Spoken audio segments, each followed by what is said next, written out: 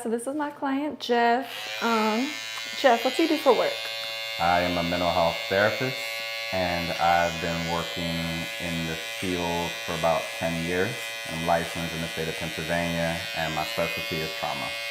So what role would you say society plays when it comes to men's mental health? A major one.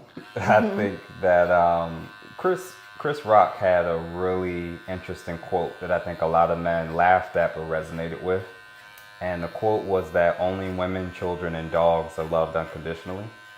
And I think for a lot of men, they've expressed it amongst ourselves, barbershops, and even, in therapy sessions. Men historically are treated in such a way where their ability to have access to relationships is usually hinged on what they can give or provide someone. It's not strictly based on like who you are as a person or how loving or nice you are. It's really about like what you can give and provide. There's an interesting study I was looking at where they were discussing how women are much more likely to end and leave relationships if the man experiences a job loss, whereas the reverse is not true. Now, to be fair, I do know that there's been some studies that shown that men are much more likely to leave when a woman gets ill. But it's interesting to note from a male perspective how people will say, oh, men have these very high standards on themselves when it comes to how much they make, and they're the ones that's doing it to themselves, and this is a reflection of the patriarchy. But it's the women that are leaving relationships are saying like, you don't make enough for me, or you don't have this right degree, or I don't feel like I can stay in a relationship with a guy who isn't currently in a good situation financially. It seems like it's both society as a whole and body that it's kind of pushing this narrative that basically as a man, your identity is heavily rooted in how much you make and what you can provide. I think if parents treated their kids the way society viewed and talked about men, Child Protective Services probably would have taken those kids away. Right. We're like up to 4 times more likely to. We dominate the homeless population, but there's so few shelters specifically for men. When you watch the Titanic, I think you watched the Titanic, right? Yeah. When you look back, when there's like moments like that where there's a major crisis, the common thing is who do you protect? The women and the children. So knowing once you become a man, you are pretty much last in line for safety. You're last in line you're first in line for who should have to put their life at risk and die. And that just comes with being a man. So yeah, I think that, I think a lot of men are also battling like a Marxist gender theory, which basically views the relationship between men and women through the lens of oppressor and oppressed. And when enough people are being told over and over, you're oppressed, they're the oppressor, it's going to start to shape how you see the opposite. And as a result, it's not surprising that whenever there's an incident involving a man and a woman, a lot of society's normal impulse, you see it on social media, you see it in conversations with people, their initial impulse is like, well, what did he do? He's got to be wrong. If a domestic violence case happens, usually, unless they're fighting actively in the moment, somebody usually has to leave with the police, and it's unfortunately usually the man. When women are talking amongst themselves in hair salons, on the phone, and FaceTime and whatnot, sometimes I've observed it. There's usually an omission of how they contributed to the situation. It's like, oh, we broke up, something happened, there was a major crisis or altercation, and they spend however much time like just identifying what the man did wrong. So, not hearing or caring to hear from men like their views on things or their views in a particular relationship men are pretty much used to being guilty first and having to prove their innocence. They're not really given the benefit of the doubt, particularly when they have altercations or negative encounters with the opposite. So when you're seen as the oppressor and you committing suicide at a much higher rate and homelessness in being broke or having moments where you're not making good money, society isn't really kind to men who don't make good money and don't just do what the opposite says or defines this is what a real man is.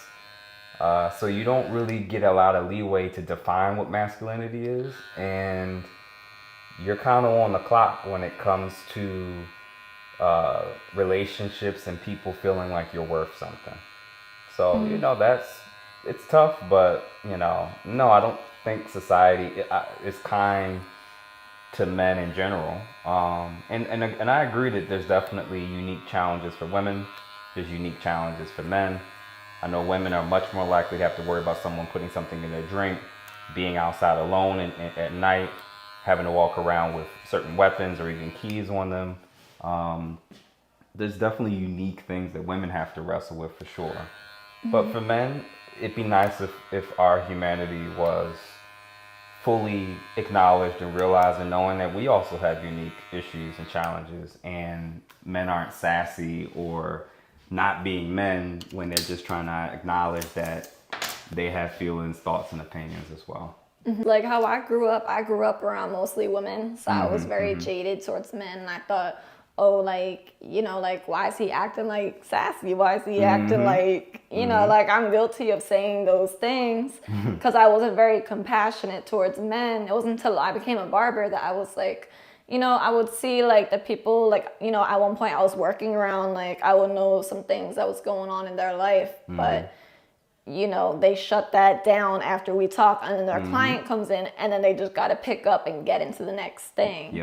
And it just makes me feel so bad, because I'm like, wow, like for a long time I was very not compassionate towards men, when they need it too. They need it just like women do. Because I know I need it. Until you started working and dealing with men every day, all different types of races, ages, you realize like, oh snap, men are a lot more complicated and nuanced than how I grew up believing. I don't think the average person or even the average woman gets that type of experience.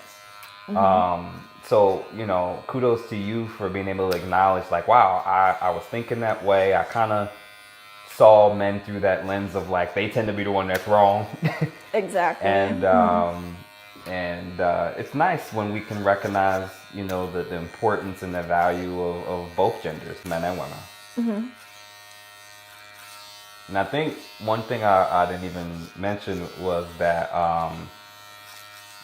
what tends to happen, I've noticed with clients or in therapy sessions, women sometimes will have a negative experience with the man in their life that they chose or that they were related to. And they will project that and generalize that onto men. So when you hear somebody say like, well, men ain't, or all men are dogs, they're basing this on the limited experiences of men that they've done life with. And, even if they're in danger, oftentimes when they're calling the police, when they're calling the fire department, when they're asking for a male family member or friend to come and intervene to protect them, they don't take that same mindset and project onto all men like most men are good. Most men are here to protect you. It's only the negative. Right. So yeah, it explains why I think the gender divide and war is still going on. And part of it is because of historical things that have happened and the fact that us as guys have done or said things that we're not proud of at times. Or some men have completely just did the worst things imaginable to people. And also that there's a level of propaganda and indoctrination that basically tells you that you're right, he's wrong. You're good, he's bad. You're the oppressed, he's the oppressor. And when you keep hearing that in school, on social media, amongst your friends, and before you know it, you may struggle heavily with being able to fully recognize, A, when you're wrong, and B, that sometimes the men in your life are actually a blessing in disguise, and that they actually have, something of value, and it's not always about what's in their bank account. So, I think that over time, I hope that we, get better with stuff like that. So what's the hardest part of your job? Oh, there's a few things. Well, number one for me specifically, being a male in a female-dominated field is hard. Anywhere from, I think, 72 to 82% of mental health practitioners are women. I didn't know that. Yeah. So your views, opinions, or even just your lens on viewing certain things, it's not always going to be sought after, valued, and oftentimes, it'll be shunned if it doesn't mimic the perception and perspective of everybody else who just also happens to not be a man around you. So yeah, I think that that's one. Secondary trauma, when you are constantly talking to and working with people who went through some really, really traumatic events, murders, just physical assault, etc. It gets tough sometimes where you can start developing your own symptoms as a result of constantly hearing these things. Trouble with sleep, trouble with focusing, an inability to be able to kind of shut your brain off. It can kind of mess with you for a little bit.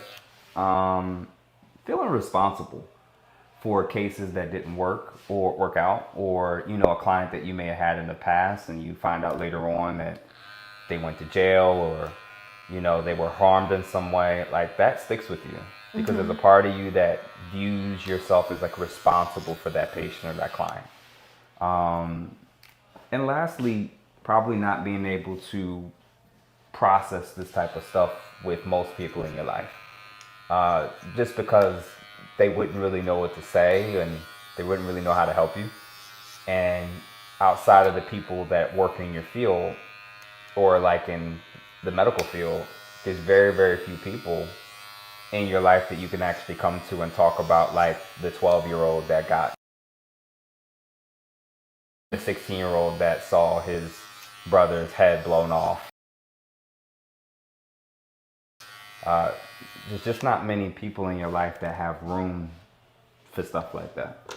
And it's just a part of what you do for a living. So I would say those are probably like some of the toughest things that I've come across. Yeah, I can't imagine. Like, I don't think I'll be able to do it. Like, sit there and like hear these stories all day and like not take it home with you. Like, Yeah. Wow. Yeah, sometimes movies and shows can be very triggering. Some therapists can really, really struggle with starting to grow an attachment to their clients because they really genuinely start to care about them. And, it gets tough. And work-life balance is usually never good for people who work in this field because, people at times will try to approach it where they feel like they can have access to you 24/7. Oh, I'm having a crisis. I'm having a situation. Let me call my therapist. It's 8 o'clock at night. It's 2 in the morning. And it's just instances where you kind of have to drop everything and just and most of your job is just being people-centered, other-centered. So there's not really room for you to kind of prioritize yourself and your own mental health at times, especially when you have kids of your own, your home, you got your own life to deal with and relationships to deal with. So it's tough, I think, trying to juggle all of those things. So other therapists and psychiatrists might benefit from this. What are some tips that you have that you could do at the end of the day so that way you don't take home all that heaviness, and bring it around your family and your friends? Well, first, connecting with qualified professionals in your field. They know the material, they're trained to help people. And just because you're a therapist or a psychologist or a clinician of any kind doesn't mean that you can't also be helped as well. So first, reaching out to people who are qualified to actually be and experienced in the field to kind of let them know what's going on with you, debriefing and like going over how's it affecting you, kind of checking in and letting them know like what you're noticing about yourself. If you're noticing that your anxiety is spiking, if you're starting to want to avoid work, if you can't focus, they'll be the first ones to kind of go through the list of what your symptoms are and see how they can support you and point you in the right direction. Setting boundaries, I think, is huge, because when you don't have an off switch with this stuff, like you said, it will stick with you. It will go home with you. It will impact your relationship with your family and your friends. So for me as a boundary, I don't answer the phone 98% of the time when I'm home and I'm off of work. My perception is that I've empowered my clients and patients and even staff enough to where if you can't reach me, these are the other ways in which you can address the issue, or who you can, reach out to get the help and support that you need. And then lastly, being intentional, not only when you're at work to be all about your clients, but be intentional when you're not at work to be about you and your needs. And I think clinicians and therapists are really great at centering their clients, centering their patients, being all about them. And then once they get back into their real life, sometimes I feel like they forget that it's important for you to do the same for yourself in your life. So yeah, connecting with a competent, experienced professional, debriefing, monitoring and checking what's going on with you, making sure you're eating right, you're exercising, and of course, setting aside time for yourself, whether that's exercise, meditation, yoga, travel, even just BSing and watching something just to distract yourself and get your mind off of things. These are all things that kind of help you to kind of keep going. Do you feel like therapists should really like have a therapist to talk to as well? In different seasons of their life. I don't believe in the whole having a lifelong therapist, seeing them for years and years and years. I think that you could do spot checks, maintenance checks with people. But at different seasons of your life, I think it's important, whether it's seeking out like a therapist just to be a regular patient or client, or you have therapists that are friends and coworkers that, you could also check in with. And either way, I think that that's just something that periodically throughout your life is probably important. So what are some coping mechanisms that you could recommend for men that are currently, struggling with their mental health? Working out, gaming, going to conventions, socializing, just finding common interests to get yourself active and socializing and out of the house. I don't think isolating for too long is helpful. Even if you're introverted, you do need those pick-me-up moments socially, amongst others. And, just checking in with others and making it known that you're open to not only sharing what's going on with you, but also being a listening ear to the other men in your lives. I think sometimes in order to get what we want, we have to model it for others first. You can't say none of my guys will open up, nobody ever really cares, nobody checks in. Sometimes you got to be the one to kind of start that off, and then you won't be shocked that you were able to kind of open up that door, and then you soon realize like, oh, other guys are like, oh, he's a really cool down to earth dude that I can check in with or come to hang out with, and then they can start offering you to do the same as well. So those are some of the things that I think could be helpful. Of course, there's meditation and yoga and plenty of a whole host of things you could do, but I think that, those are some of the key core things. And also setting goals. Set goals for yourself. I think for a lot of men, their mental health is linked to feeling stagnant and linked to feeling like they're not progressing in life. So when they start achieving goals and start getting more wins under their belt, usually they start feeling better. So yeah, those would be some things I could think of. Yeah, and I feel like some moments when I've seen men the happiest is actually when they're, talking about a goal that they achieve. Like you see their whole face light up, their whole aura just changes. Yeah, there's a quote that I think of that I've read and come across a billion times at this point, and it says that most men live lives of quiet desperation. And it's only through community and progress and things getting better in a man's life that I think he stops living and experiencing life that way.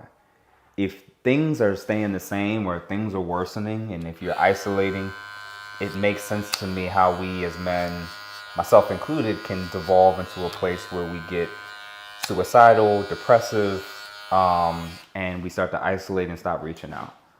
So, socialize, get out the house, sign up to go on conventions, do solo travel, join new organizations, work out. If you do those host of things, you're going to come across people, and you're going to realize everybody ain't bad. Some people are safe, and that there's much more to live in, and that life isn't always as complicated or as serious as we make it out to be. What would you say is the best part of your job? Oh man, seeing people get their lives back, seeing people heal, seeing people who have really severe PTSD start working again, people who whoever dating start dating again, seeing people who thought life was over and they don't know if they want to live anymore, getting new jobs and reaching new milestones and wondering how the heck did I get here a year later. Some of my toughest cases, I'll give one as an example. I had a young woman, late 20s, whose fiance had died about 3 months prior to them getting married. And she was devastated, obviously, and she felt like her whole world just completely fell apart. And she went from isolation, depression, not knowing what to do, where to start. And, the very next year, she went back to work. She, started getting her life back. She started traveling with her friends. She started dating, and she started to heal. And seeing somebody that was just spiraling and going, downhill, and that was a really, really hard case. And I probably was brought into it like a week after her fiance got killed.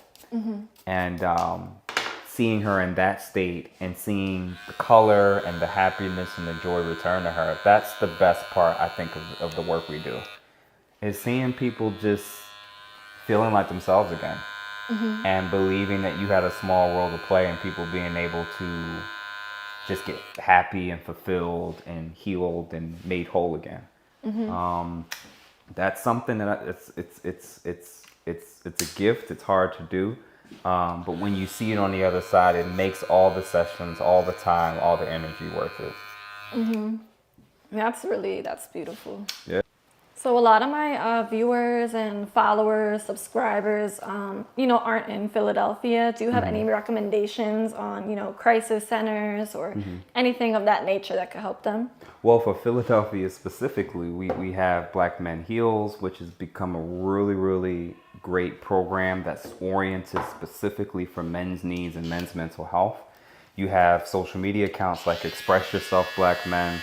And then, of course, you just got to do Google searches and look online for, you never know what potential resources are in your area, in your city. In Philly, 988, I believe, is the go-to code to call. So instead of 911, there's a mental health call that you can make.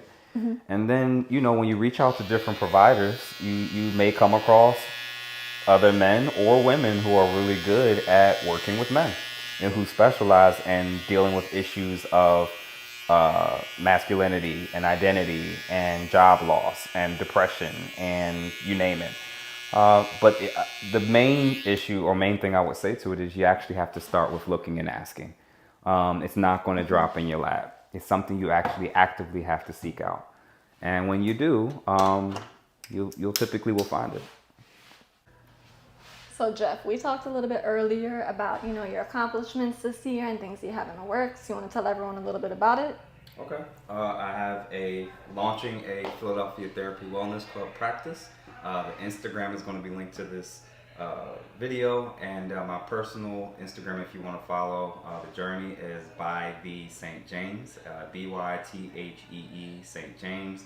And thank you, Mary, for just doing the interview and kind of bringing light to the mental health field and the role that men play in culture and society.